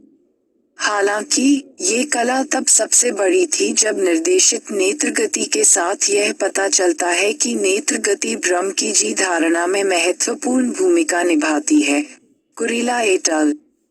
2008। नेत्र गति को भी भ्रामक मूल्यन का एक प्राथमिक कारण पाया गया है। 126 अध्याय 3। इस्मा लेवेंथ की 1981 की पेंटिंग पर आधारित छवियों में देखा गया। पहली, चित्र 3.18 के केंद्र को देखें, हरे छल्लों के भीतर कुछ भी नोटिस करें। बहुत से लोग छल्लों को चमकते हुए या छल्लों को घूमते हुए देखेंगे। ऐसा क्यों होता है? विशेष नेत्र ट्रैकिंग उपकरण का उपयोग करके, जो उन्हें आंखों की सबसे छोटी गतिविधियों को भी रिकॉर्ड करने की अनुमति देता है। शोध में पाया गया कि छोटी आंखों की हरकतें माइक्रोसेकेंड्स को बढ़ाती हैं, जिस पर पहले चर्चा की गई थी। अध्याय एनिग्मा में गति की धारणा से सीधे जुड़े हुए हैं और भ्रम का कम से कम एक संभावित कारण है। ट्रुनरोसो एट अल. 2008। अन्य कारक जो धारणा को प्रभावित करते हैं। दुनिया की मानवीय धारणा है। संस्कृति और संकेतों की व्याख्या जैसी चीजों से स्पष्ट रूप से प्रभावित। निम्नलिखित अन्य कारक हैं जिनके कारण लोग अपनी धारणाएं बदलते हैं। लोग अक्सर उनसे कही गई बातों को गलत समझ लेते हैं क्योंकि वे इसकी अपेक्षा कर रहे थे। कुछ और सुनो। लोगों की चीजों को एक निश्चित तरीके से समझने की प्रवृत्ति क्योंकि उनकी अपेक्षाओं के अनुभव उन्हें प्रभावित करते हैं। इसे अवधारणात्मक सेट या अवधारणात्मक प्रत्याशा कहा जाता है। हालांकि अपेक्षाएं कुछ उत्तेजनाओं की व्याख्या करने में उपयोगी हो सकती हैं, लेकिन वे लोगों को गलत रास्ते पर भी ले जा सकती हैं। आप जो देखते हैं वो इस पर निर्भर करता है कि आप क्या परोसने में माहिर हैं। ये देखने के लिए अस्पष्ट आकृतियों के प्रयोग में भाग लें कि कैसे अवधारणात्मक सेट आपके ऊपर प्रभाव डालता है कि आप विभिन्न अस्पष्ट आकृतियों की पहचान कैसे करते हैं। जिस तरह से लोग जो समझते हैं उसकी व्याख्या करते हैं, वह भी उनके व्यक्तित्व को प्रभावित कर सकता है। धारणा।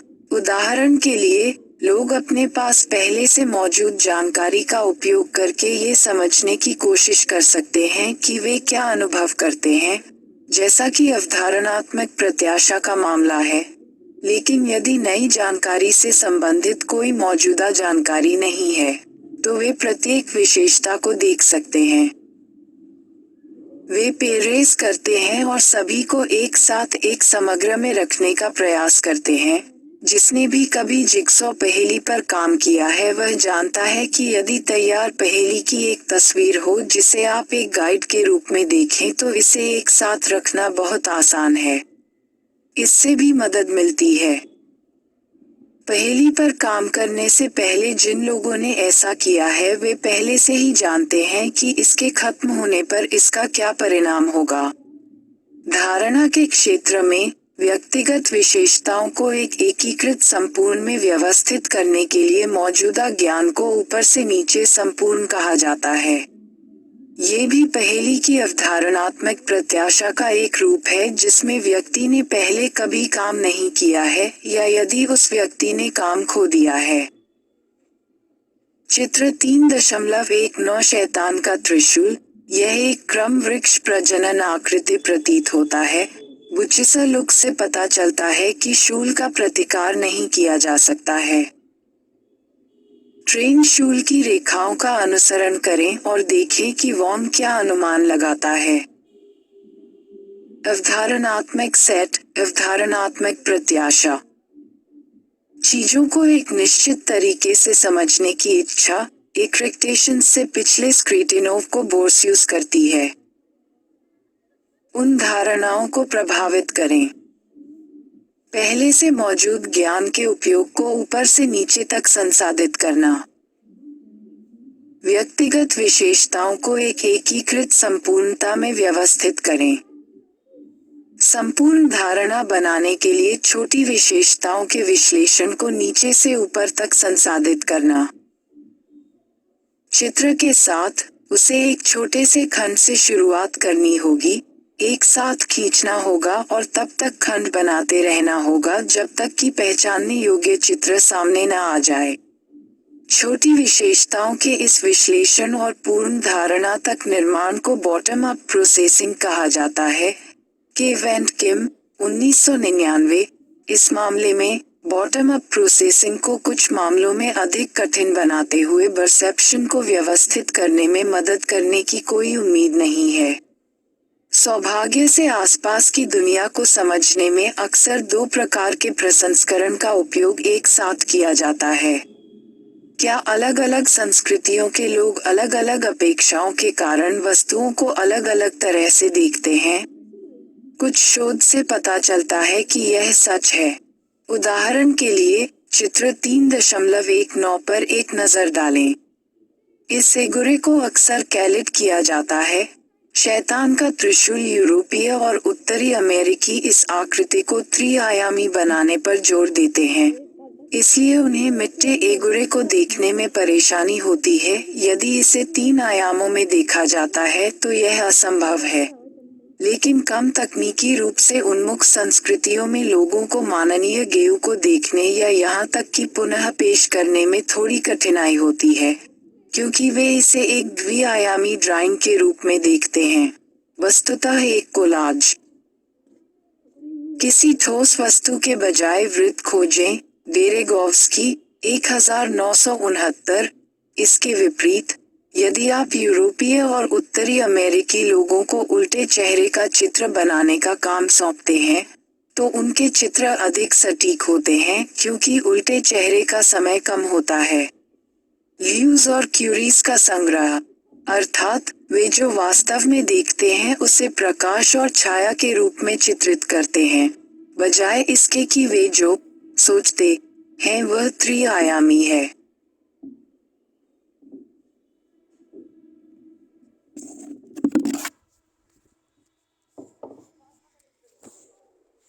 आत्मक अभिसरण।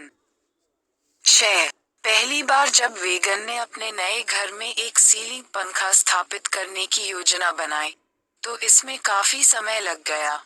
जब उन्होंने अपने सबसे अच्छे टेहरिफ के घर में एक सीलिंग पंखा स्थापित करने में मदद की, उन्होंने काम बहुत जल्दी पूरा कर लिया। उनकी बेहतर गति और कौशल को आंशिक रूप से जिम्मेदार ठहराया जा सकता है। व्यूट्स अपने पूर्व के भी अवधारणात्मक डिफेनर पर हस्ताक्षर। 1. Perceptual sort. 1. Bottom up processing. C. अवधारणात्मक प्रत्याशा। B. Top down processing. D. अवधारणात्मक सेट। तुम्हें कितना याद है? ई. रंग स्थिरता। डी. अंडम्स कॉन्स्टरवॉय। 4. दरवाजा खोलते समय आपकी रेटिना पर वास्तविक छवि धीरे धीरे बदलती है, लेकिन फिर भी आपको दरवाजा एक आयत के रूप में ही दिखता है। यह इसका एक उदाहरण है। आकार की स्थिरता। शिकारी जो छलावरण पहनते हैं ताकि वे उनके साथ घुल मिल सकें, सबसे अच्छी तरह से समझा सकता है कि रगट्रेस दूरी को क्यों ट्रैक करता है। डी. गहराई की समझ। सी. ओवरलैप। डी. बनावट ढाल। अधिक बार में। ई. पश्चिमी संस्कृति में पर्पल इटविंग। डी. गरीबी में जी रहे व्यक्ति। वैज्ञानिक जांच और आलोचनात्मक सोच। मेटाकॉग्निशन पर अवधारणात्मक प्रभाव नवीन और एकीकृत सोच और समस्या समाधान में संलग्न हो। जैसा कि आप वाक्य का उद्देश्य देख सकते हैं, जिसे वास्तविक माना जाता है वह हमेशा उस वास्तविक दृश्य उत्तेजना से मेल नहीं खाता है जिसके साथ हम प्रस्तुत किए गए हैं। अवधारणात्मक जानकारी यह भी प्रभावित कर सकती है कि हम किसी दी गई वस्तु के बारे में कैसे सोचते हैं। उदाहरण के लिए, हम में से कई लोग यह मानते हैं कि जो चीजें छोटी होती हैं, उनकी तुलना में वजन अधिक होता है। किसी वस्तु का रंग भी प्रभाव डाल सकता है। डी. कैंप 1917। गहरे रंग की वस्तुओं को अक्सर हल्के रंग की तुलनात्मक वस्तुओं की तुलना में भारी माना जाता है। वॉकर एट अल. 2010। ये दोनों उदाहरण प्रोत्साहन प्रभाव या अवधारणात्मक अपेक्षाएं हैं। लेकिन प्रोत्साहन अंतर्ज्ञान के बारे में क्या? किसी संज्ञानात्मक कार्य के लिए अपेक्षाएं, जैसे यह आकलन करना कि हम किसी चीज को कितनी अच्छी तरह याद रख पाएंगे। मेटाकॉग्निशन सोच के बारे में सोच रहा है। इसमें हमारे अपने विचार के प्रति जागरूक होना भी शामिल है। ड्रोसेस, जैसे कि यह मूल्यांकन करना कि हम वास्तव में किसी चीज को कितनी अच्छी तरह समझते हैं या हम किसी चीज को कितनी अच्छी तरह याद रखेंगे। उदाहरण के लिए, किसी शब्द के फॉन्ट आकार का एक अध्ययन में कोई प्रभाव नहीं पड़ा। बड़े फॉन्ट में मुद्रित शब्दों को छोटे फॉन्ट में प्रदर्शित होने वाले शब्दों की तुलना में अधिक यादगार माना गया। Rhodes and Castel, 2008। दूसरे शब्दों में, जब अनुक्रमिक इंट के भाग के रूप में मूल्यांकन किया जाता है, तो मनोविज्ञान को मैक्रोइकोनॉमिक्स की तुलना में अधिक यादगार माना जा सकता है। कम से कम यह आपके कॉलेज के लेखकों में से एक के लिए था। स्मरणीयता पर प्रारंभिक रेटिंग के बावजूद, जब बाद में परीक्षण किया गया, तो शब्द फॉन्ट आकार ने स्मरण पर महत्वपूर्ण प्रभाव नहीं डाला। Rhodes and Caster, 2008। शोध से ये भी पता चलता है कि छात्र अक्सर अध्ययन रणनीतियों का उपयोग करके रिपोर्ट करते हैं, जैसे मुख्य रूप से किसी पाठ्य पुस्तक में मोटे या संक्षिप्त शब्दों पर, गुरुंग, 2003, 2004, या हाइफाइटिंग थ्योर जैसी रणनीतियों पर अधिक लांस ऐसे तरीके हैं जिनका सामग्री के प्रतिधारण पर समग्र सकारात्मक प्रभाव कम होता है, खासकर जब अधिक मजबूत अध्ययन की तुलना में और स्मृति रणनीतियां। अभ्यास प्रश्नोत्तरी। आकार स्थिरता। एक क्या एक को 128 अध्याय 3। मस्तिष्क के विपरीत दिशा में दृश्य कॉर्टेक्स के लिए रेटिना प्रोजेक्ट, ऑप्टिचियास्म क्रॉसओवर का बिंदु है। अध्याय का सारांश। संवेदना की एबीसी। 3.1 वर्णन करें कि हम बाहरी दुनिया से जानकारी अपने मस्तिष्क में कैसे प्राप्त करते हैं। संवेदना आँखों, कानों, त्वचा, नाक गुहाओं और जीभ में स्थित रिसेप्टर्स की सक्रियता है। संवेदी रिसेप्टर्स न्यूरॉन्स के विशेष रूप हैं जो सक्रिय हैं। प्रकाश और ध्वनि जैसे विभिन्न उत्तेजनाओं द्वारा प्रेरित 3.2 अंतर और पूर्ण सीमा का वर्णन करें। एक ध्यान देने योग्य अंतर वह बिंदु है जिस पर एक स्टिमुलस का पता उसकी वर्तमान धुन के आधे भाग पर लगाया जा सकता है। केवल ध्यान देने योग्य मतभेदों के वेबस्लाव में कहा गया है कि उत्तेजनाओं के बीच उचित अंतर हमेशा एक स्थिर होता है। निरपेक्ष सीमाएं किसी उत्तेजना की सचेत पहचान के लिए आवश्यक ऊर्जा की सबसे छोटी मात्रा होती हैं, कम से कम आधे समय के लिए यदि उपस्थित। 3.3 बताएं कि क्यों कुछ संवेदी जानकारी को नजरअंदाज कर दिया जाता है। अचेतन सिमुल उत्तेजनाएं हैं जो स्तर के ठीक नीचे प्रस्तुत की जाती हैं। सचेत जागरूकता और अचेतन धारणा को प्रयोगशाला में प्रदर्शित किया गया है। इसे विज्ञापन में प्रभावी नहीं दिखाया गया है। आदत तब होती है जब मस्तिष्क एक निरंतर उत्तेजना को नजरअंदाज कर देता है। संवेदी अनुकूलन तब होता है जब संवेदी रिसेप्टर्स एक निरंतर उत्तेजना पर प्रतिक्रिया करना बंद कर देते हैं। देखने का विज्ञान। 3.4 वर्णन करें कि प्रकाश आंख के विभिन्न भागों से कैसे गुजरता है। चमक प्रकाश तरंगों के आयाम से मेल खाती है जहां क्यूलोट प्रकाश तरंगों की लंबाई से मेल खाती है। संतृप्ति तरंग दैर्ध्य की मनोवैज्ञानिक व्याख्या है। वे सभी समान हैं, अलग अलग फ्लैश से अत्यधिक संतृप्त हैं। संतृप्ति। प्रकाश आंख में प्रवेश करता है और कोमिया के माध्यम से केंद्रित होता है, जलीय हास्य से गुजरता है, और फिर आयरस मांसपेशी में एड़ी के माध्यम से जिसे पुतली कहा जाता है। लेंस रेटिना पर भी प्रकाश बनाता है, जहां यह नाड़ी ग्रंथि और शंकु द्विध्रुवी कोशिका से होकर गुजरता है और सोड को उत्तेजित करता है और 3.5 बताएं कि प्रकाश की जानकारी दृश्य कॉर्टेक्स तक कैसे पहुंचती है। वॉनी pathway retina tract thalamus optic chiasm optic का एलजीएन दाएं दृश्य क्षेत्र प्रोजेक्ट से प्रकाश प्रत्येक रेटिना के बाईं ओर, प्रकाश ट्रॉमलेन दृश्य क्षेत्र प्रोजेक्ट वच रेटिना के दाईं ओर। प्रत्येक रेटिना के टेम्पोरल हाइव्स से अक्षतंतु मस्तिष्क के एक ही तरफ के दृश्य कोर से प्रोजेक्ट करते हैं। प्रत्येक के नासा आधे भाग से अक्षतंतु।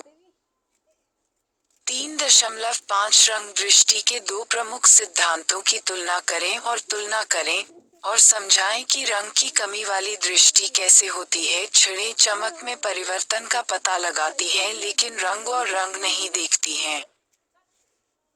प्रकाश के निम्न स्तर में सर्वोत्तम।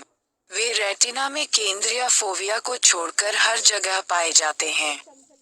शंकु रंगों के प्रति संवेदनशील होते हैं और सही रोशनी में सबसे अच्छा काम करते हैं।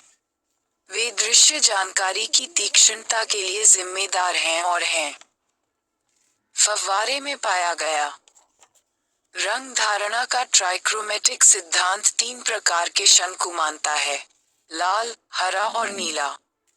सभी रंग समझ में आ जाएंगे।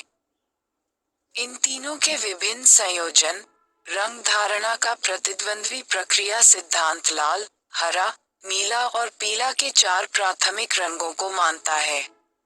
रंगों को जोड़े में व्यवस्थित किया जाता है और जब जोड़े का एक सदस्य सक्रिय होता है, दूसरा नहीं है। रंग बंधन रंग धारणा की पूर्ण कमी है, जबकि कर्नल या अपूर्ण दृष्टि रंग धारणा को संदर्भित करती है जो मुख्यतः पीले और नीले या लाल और हरे रंग तक ही सीमित होती है। श्रवण इंद्रिय, क्या अब आप मुझे सुन सकते हैं? ध्वनि पौरा की दृश्य बाहरी संरचना के माध्यम से कान में प्रवेश करती है और कान के पर्दे तक और फिर कान की छोटी हड्डियों तक जाती है। मध्य कान की हड्डी, जिसे रकाब कहा जाता है, अंडाकार खिड़की पर टिकी होती है, जिससे कोक्लिया और बेसिलर झिल्ली ध्वनि के साथ कंपन करती है। बेसिलर झिल्ली पर कॉर्टी के अंग में ऑडिटारी रिसेप्टर्स होते हैं, जो तरंगित होने पर ध्वनि गुणों के बारे में मस्तिष्क को संकेत भेजते हैं। 3.8 मस्तिष्क पिच के बारे में जानकारी कैसे संसाधित करता है, इसके 3 सिद्धांतों का सारांश प्रस्तुत करें। पर बाल कोशिकाओं की स्थान सिद्धांत बताता है कि कॉर्टी का स्थान अंग अलग अलग पिचों के अनुरूप है, जो 1000 हर्ट्ज ध्वनि से ऊपर की पिच की व्याख्या करता है। ये हो सकता है। आवृत्ति सिद्धांत बताता है कि जिस गति से बेसिलर झिल्ली कंपन करती है वह ध्वनि की विभिन्न पिचों से मेल खाती है। यह 1000 हर्ट्ज से नीचे की पिच की व्याख्या कर सकता है। वॉली सिद्धांत बताता है कि न्यूरॉन्स 400 हर्ट्ज से ऊपर और 4000 हर्ट्ज से नीचे की ध्वनि के लिए बारी बारी से सक्रिय होते हैं। 3.9 श्रवण हानि के प्रकारों की पहचान करें और उपचार करें।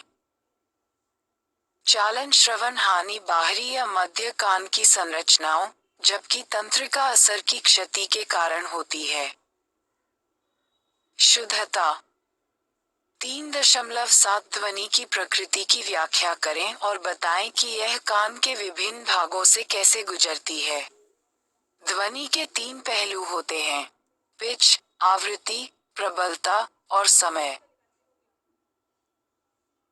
कॉर्टेज ऑप्टिक विकिरण प्राथमिक दृश्य। प्रत्येक के लिए विकल्प और धारणा 129। वेस्टिबुलर सेंस शरीर की स्पा की भावना में भी योगदान देता है।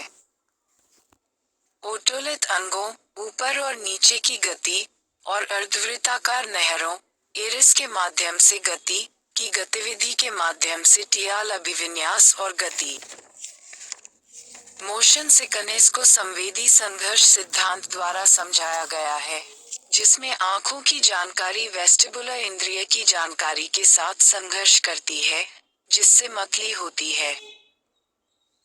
धारणा की ABC 3.14 यह आंतरिक कान या श्रवण मार्गों को नुकसान पहुंचाकर ब्रांड को प्रभावित करता है। हेंग एड्स का उपयोग प्रवाहकीय श्रवण हानि वाले लोगों के लिए किया जा सकता है, जबकि कॉक्लियर प्रत्यारोपण तंत्रिका श्रवण हानि वाले लोगों की कुछ सुनवाई बहाल कर सकता है। रासायनिक संवेदना, इसका स्वाद अच्छा है और गंध और भी अच्छी है। 3.10 बताएं कि स्वाद की भावना कैसे काम करती है। गस्टेशन स्वाद की अनुभूति है। जीभ में स्वाद कलिकाएं पदार्थों के अणुओं को प्राप्त करती हैं, जो रिसेप्टर साइटों में रासायनिक अर्थ में फिट बैठती हैं, जिसमें रसायन का पता लगाना शामिल होता है। राल लार में घुल गया। स्वाद के 5 मूल प्रकार हैं: मीठा, खट्टा, नमकीन, कड़वा और ममी, ब्रूथी। 3.11 बताएं कि गंध की अनुभूति कैसे काम करती है। घ्राण गंध की अनुभूति है। घ्राण रिसेप्टर्स में नासिका मार्ग का ऊपरी भाग पदार्थों के अणुओं को प्राप्त करता है और तंत्रिका संकेत बनाता है, जो फिर ललाट लोब के नीचे घ्राण बल्बों तक जाते हैं। घ्राण एक रासायनिक इंद्रिय है जिसमें च्यू का पता लगाना शामिल है। गैस हवा में लटका हुआ है। अन्य इंद्रियां, शरीर क्या जानता है। 3.12 वर्णन करें कि हम स्पर्श, दबाव, तापमान और दर्द की संवेदनाओं का अनुभव कैसे करते हैं। वर्णन करें कि कैसे अवधारणात्मक स्थिरता और गेस्टॉल्ट सिद्धांत सामान्य अवधारणात्मक के लिए जिम्मेदार हैं। अनुभव, धारणा संवेदनाओं की व्याख्या और संगठन है। आकार स्थिरता वस्तुओं को हमेशा एक ही आकार की मानने की प्रवृत्ति है, चाहे वे कितनी भी करीब या दूर क्यों न हों। आकार स्थिरता वस्तुओं को हमेशा एक ही आकार की मानने की प्रवृत्ति है, भले ही वस्तु का आकार बदल जाए। आंख की रेटिना पर चमक स्थिरता वस्तुओं को चमक के एक शून्य स्तर के रूप में देखने की प्रवृत्ति है, तब भी जब प्रकाश बदलता है। गेस्टॉल्ट मनोवैज्ञानिकों ने धारणा के कई सिद्धांत विकसित किए जिनमें दृश्य उत्तेजनाओं में पैटर्न की व्याख्या करना शामिल है। सिद्धांत हैं चित्रा जमीनी संबंध, समापन, समानता, निरंतरता, सन्निहितता और सामान्य क्षेत्र। 3.15 समझाएं कि हम दोनों का उपयोग करके गहराई का अनुभव कैसे करते हैं। एक कोशिकीय और दूरबीन संकेत गहराई धारणा 3 डायमेंशन में देखने की क्षमता है। त्वचा हमारी दैहिक इंद्रियों का एक हिस्सा है। पेकोनियन कणिकाएं दबाव के प्रति प्रतिक्रिया करती हैं, कुछ तंत्रिका अंत ध्वनि के बाल रोम दर्द और दबाव के प्रति प्रतिक्रिया करते हैं और मुक्त होते हैं। नेव एंडिंग्स दर्द, दबाव और तापमान पर प्रतिक्रिया करते हैं। दर्द का गेट नियंत्रण सिद्धांत बताता है कि जब रिसेप्टर्स से मैं दर्द को उत्तेजित करता हूँ, एक न्यूरोट्रांसमीटर जिसे पदार्थ कहा जाता है। गहराई की धारणा के लिए एक कोशिकीय संकेतों में रैखिक परिप्रेक्ष्य, सापेक्ष आकार, ओवरलैप, क्रमिक, वायुमंडलीय परिप्रेक्ष्य, बनावट, ढाल, गति, लंबन और आवाज शामिल हैं। रीढ़ की हड्डी में प्रवेश, रीढ़ की हड्डी के द्वार खोलकर अन्य दर्द रिसेप्टर्स को सक्रिय करना और मेसेज को मस्तिष्क में भेजना। गहराई की अनुभूति के लिए दूरबीन संकेत अभिसरण और दूरबीन ओवरलैप उत्पन्न करते हैं। सामान्य दृश्य भ्रम और 3.16 कुछ कारकों की पहचान करें जो उनके बारे में हमारी धारणा को प्रभावित करते हैं। भ्रम ऐसी धारणाएं हैं जो वास्तविकता से मेल नहीं खाती हैं या दृश्य उत्तेजनाओं की विकृतियां हैं। 3.13 उन प्रणालियों का वर्णन करें जो हमें संतुलन और हमारे शरीर की स्थिति और गति के बारे में बताती हैं। गतिज इंद्रिय मस्तिष्क को गति के बारे में जानने की अनुमति देती है। शरीर का प्रोप्रियोसेप्शन या शरीर और उसके स्थान के बारे में जानकारी। तारांकन पिर्ट्स एक दूसरे और जमीन के संबंध में होते हैं, जो जोड़ों और अंगों की गति के प्रति उत्तरदायी विशेष रिसेप्टर्स की गतिविधि से आते हैं। अवधारणात्मक सेट या प्रत्याशा पूर्व की वजह से वस्तुओं और स्थितियों को विशेष रूप से समझने की प्रवृत्ति को संदर्भित करती है। अनुभव टॉप डाउन प्रक्रिया में मौजूदा ज्ञात ज्ञान का उपयोग शामिल है। व्यक्तिगत विशेषताओं को एक असंबद्ध संपूर्ण रूप में व्यवस्थित करें। बॉटम अप प्रसंस्करण में छोटी सुविधाओं का विश्लेषण शामिल है। एक पूर्ण धारणा का निर्माण।